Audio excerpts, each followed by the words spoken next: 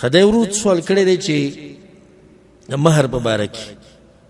مہر به څوک ټاکي یو سوال دی او څومره مہر به یښودی کېږي دویم دا دی دریم آیا بغیر د مہر نه نکاح صحیح ده او که نه الجواب بالله التوفیق مہر دا د زنانه حق دی شریعت ولا ورکړی دی وآتوا النساء صدقاتهن نحله الله وی د دوی د مهرونه او حقونه به دوی له ورکوي ضرور درې سواله کړي ده اولنې چې دا مهر به څوک ټاکي د دې اندازه به څوک ښیي نو دا دوه خلک دي څوک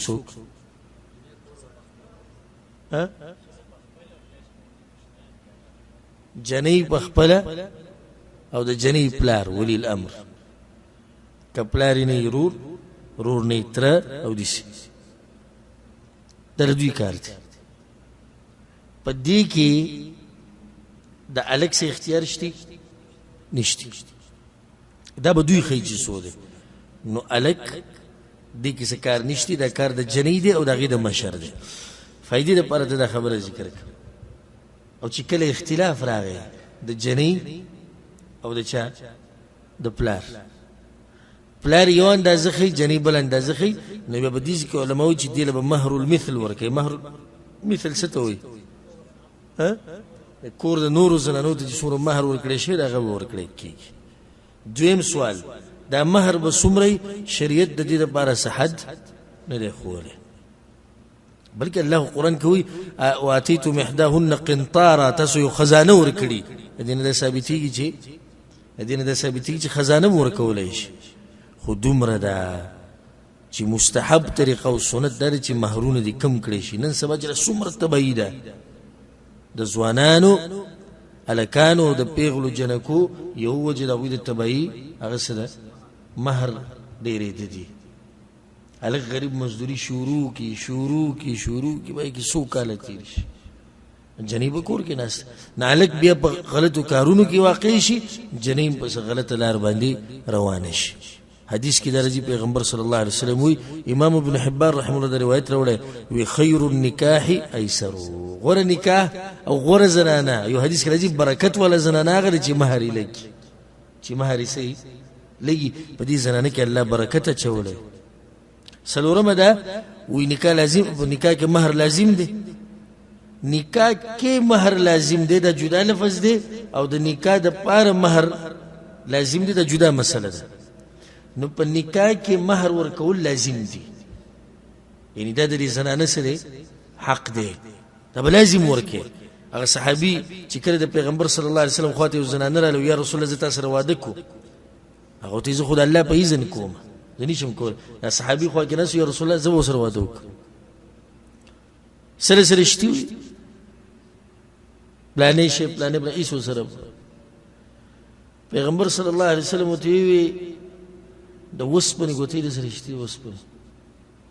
او یا رسول الله نشته د اوسپنې ګوتې ورسره ها وی دا لنګ او صادر مې دي لنګ او صادر مې یو صادر به دې ورک پیغمبر صلی الله علیه وسلم ورته ویل په هغې به داسې وکړي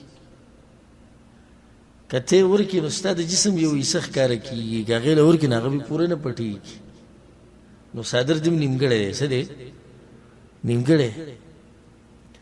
بیا غلی ناست و پیغمبر صلی الله علیه وسلم ورته ویل قرآن درته یاد دی هو یاد دی راته وی دغه مهر شو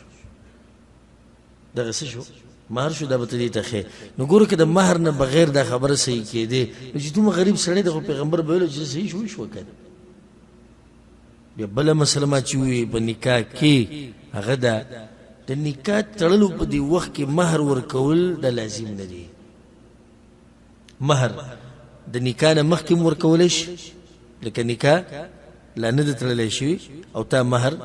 ویوړو وردی کو دم صحیح ده نکاح چې کوم ټیم کې تړلی کېږي دې ټیم کې مهر ورکولی شي نکاح وشوه واده وشو او د دې نه بعد بیا مهر ورکې هم صحیح ده هم څه ده صحیح ده نو دا لازم نه دی چې ته به د نکاح په ټیم کې دا مهر ورکې که مخکې شو که منځ کې شو او که څه شو وروسته شو هم جایز دي او بیا د دې ښځې حق دی هغه معاف کولی هم شي هغه معاف کولی شي فإن طبن لكم عن شيء منه نفسا فكلوه هنيئا مريئا خو په خپل دغه سره ګوره مرضی سره دا نه چې تو سره واده وکړي چې زه به له مهر ورکوم او بیا وروسته سترګې به سره وباسي معاف کوې که نه معاف کوې خدي وي ما معاف کو الله معاف کو الله نه معاف کړی وره دا پاتې شو دا بعض څه کوي ظالمان چې را ښځې دسي دا مهر چې دسي دا مهر